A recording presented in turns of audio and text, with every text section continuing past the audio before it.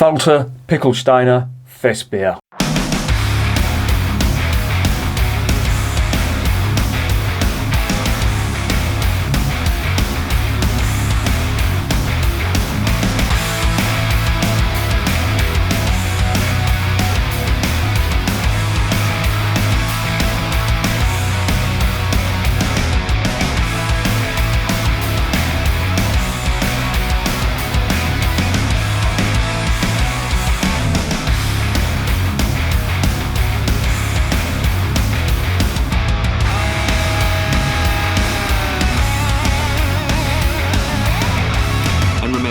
Life is too short to be drinking shitty beer. Welcome to another edition of Bands, Bikes and Booze Reviews. This is another one from the Lidl Bavarian Oktoberfest pack, which, in case you haven't seen it, is this thing here. This fucking monstrosity. That's the thing. There's some good beers in here. The Hofbrau Oktoberfest beer is in there, and so is the Schneider Weiss Festbier. But as I said in the last video, I won't be reviewing them. I'm going to be reviewing the others. Now, the others in there have been chosen by a company called, I think it's Kali or something, and they've put together this selection of Oktoberfest beers. And these are from quite small Bavarian brewers, but it's all of their Oktoberfest offerings. However, this one is slightly different. When most people think of Oktoberfest, they think of Munich and they think of the celebration of the marriage of the Duke of Bavaria. I think it was the Duke, wasn't it? Could be wrong on that. Do not quote me. Is it Max Joseph when he got married? It's basically that kind of celebration, you know, when they get all the fucking lederhosen and all that. The tourist fucking nonsense, which I really ain't into at all.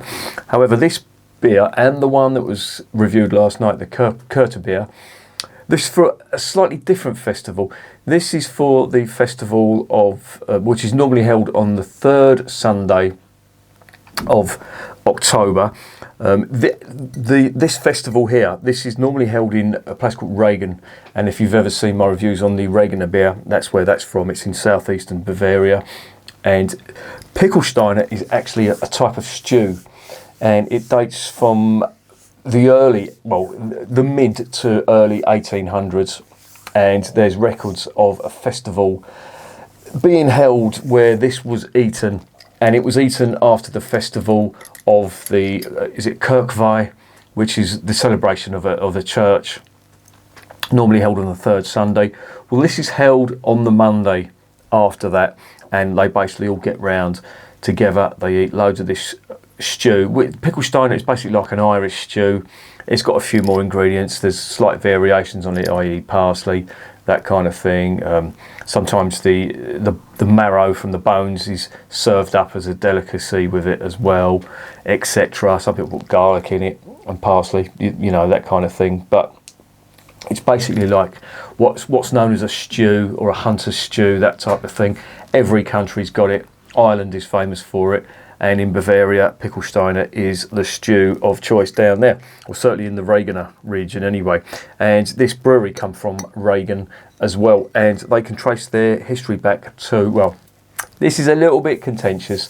They say 1650. That was the first record of a brewery being in that region.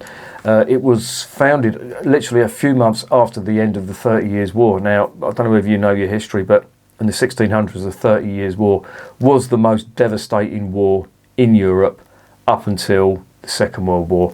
Now, that you might find that hard to believe, but basically Sweden went on the rampage, and they invaded it wasn't Germany then, it was the various states that made up Germany, and Bavaria was effing well ransacked, and there was Bavarian mercenaries who were helping them, and it's a very nasty war. Luckily, England wasn't involved in that. They stayed out of it. But needless to say, we had our own wars going on, i.e. the English Civil War at the time, which was just as destructive for this country. Has there ever been a non-destructive war? I don't think so. But this brewery was founded shortly after that in the Regener region, or Regen region, I should say. Regen in German means rain, if you're interested. But really, this brewery can sort of trace its way back to the early 1900s. That's when Johann Falter, he was the first, or Johann Baptist Falter, he was the first brewer who united quite a lot of breweries together, and by 1928 he had founded what is basically now the Falter Brewery, and it's been a family tradition ever since, and they've been going right up to this day. It's been kept in the Falter family, and they're going from strength to strength. In 1973 they expanded the brewery, and in 1983 they expanded again, and they are producing quite a lot of beer. Now, it hasn't made its way over here yet until now with this little Oktoberfest pack. If you're interested in getting that is £25. I will tell you at the end of it whether it's worth it or not. The Märzen I tried last night, the Kurte beer from Brewery, yeah, it had a little bit of copper going on in it, but it was just okay. So I'm hoping this stuff is going to be a little bit better. So yeah, let's stop fucking about and let's get it open.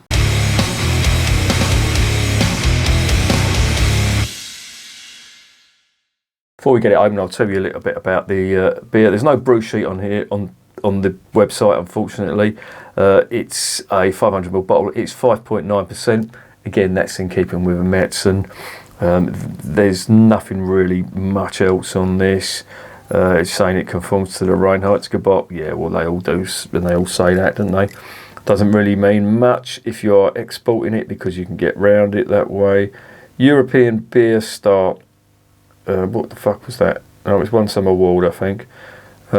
Yeah, but they do a Festbier, and they do this one as well, the Pichelsteiner. Don't know what the Festbier tastes like, but we've got the Pichelsteiner in there, so let's see what it tastes like.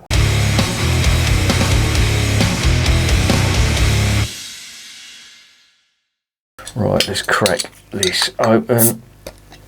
I don't know whether anybody else is doing reviews on the Lidl's Oktoberfest pack, but I am going to endeavour to do one every day. So if you have got one yourself, there's the cap, by the way, in case you were wondering what that was. If you have got one, then why not drink along, see if you're getting the same flavours and aromas that I am. Probably not, who knows. Right, there's a bit in the glass. Oh, that's light. For a Märzen, that is very light. That looks almost like a Helles. Don't know if you can see that or not. It's probably not too light. Well, I suppose you can see that, yeah. It's it does look quite nice, I will say. Nice head retention on that. Aroma, strong, sweet. A little bit of sulphur, but there's definitely some honey and some grassy notes. Slightly spicy notes, but it's not big. This is all about the sweetness. But it's there. And there's almost some of that bread type malt that you would expect in a Helles. But this is not a Helles, as far as I know. This is a Märzen. But let's get it down my fat Gregory Peck.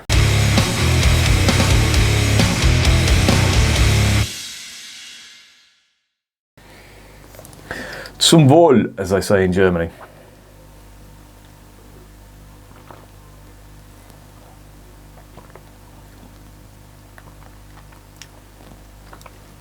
Oh, that's nice. Yeah, that's lovely.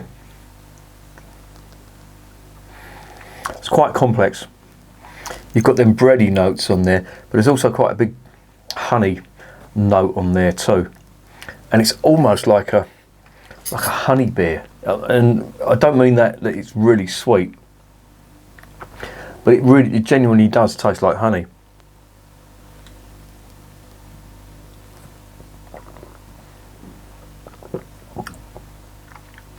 Really big full body on this as well,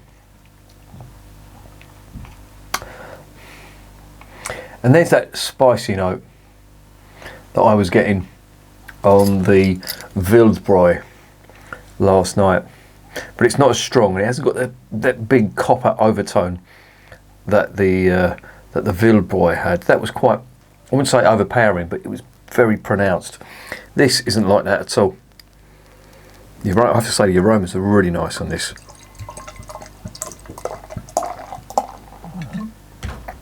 And it does smell and taste that it's got a hefty dose of organic honey in there. Head is quite nice, head retention is good on that. Now that is 5.9%, so the ABV is quite high, and normally when you're sort of getting over the 5.5%, the head retention, it tends to wane because of the ethanol content, because ethanol, of course, is, well, as you may or may not know, that will reduce the head on the beer.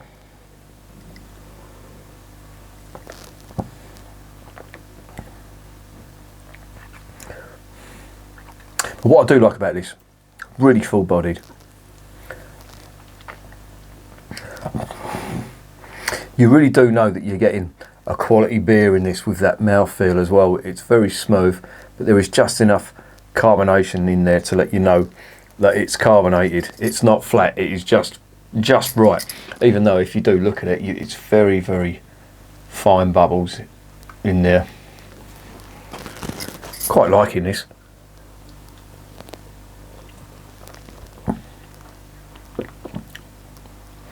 Yeah, and for me what's doing it is the mouthfeel. It's really full-bodied and it's almost chewy, but with big honey notes, and the finish you do get some of that bread type malt that Bavarian beer is renowned for, but it's more of that honey sweetness on there. I really like this. I really do like this. This is a good one, and they do make a big thing about the sweetness on this, and I would imagine now if this is designed to go with that kind of stew, that's going to be like a very savoury type dish with, you know, big strong meaty flavours in there, potatoes, and like a broth that's sometimes made out of the bones as well of the meat that's gone in there. It's designed to be made on a large scale, so it's going to be quite hefty, quite hearty, and quite a lot of spice, a lot of salt, etc. And this is just perfect because it's got that sweetness in it, and I can imagine, yeah, this would be perfect with stew.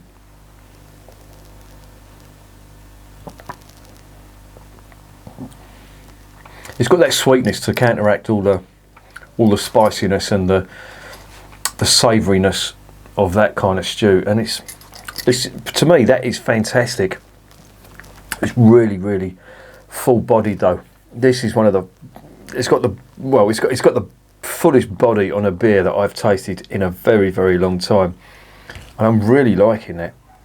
This is great.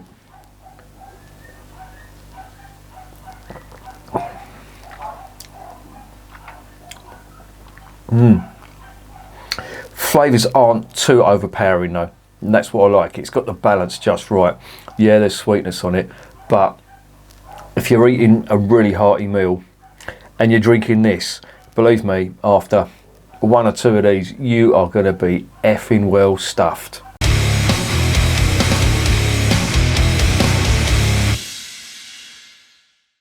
So, what is the verdict on Pichelsteiner Festbier from the Privatbrauerei JB Falter from Reagan?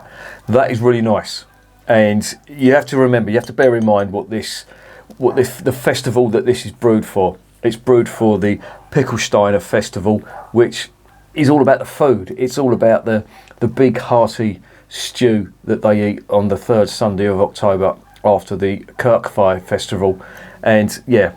You can tell that it's designed for that. It's got really nice honey notes on there that would go really well with that kind of hearty broth stew type meal, and I'm loving it. That is really good. In fact, that is a 9 out of 10. It's perfect for me when it comes to beer and food, and if it's a really savoury dish. This would go great with a curry. I really do believe that. And it may be a little bit full-bodied for some, but it is perfect for curry. It's got the perfect balance.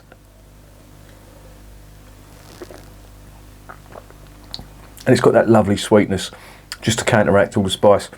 Loving it. That's fantastic. That for me, in fact, I'll go as far as to say that's a 9.5 out of 10. That really is nice. I do like that. And considering what it's for, I mean, you could drink this on its own. Yeah, it's perfectly acceptable on its own. But I think where this would shine would be with some food. But yeah, well worth getting, in my opinion. And remember, beer is working class champagne.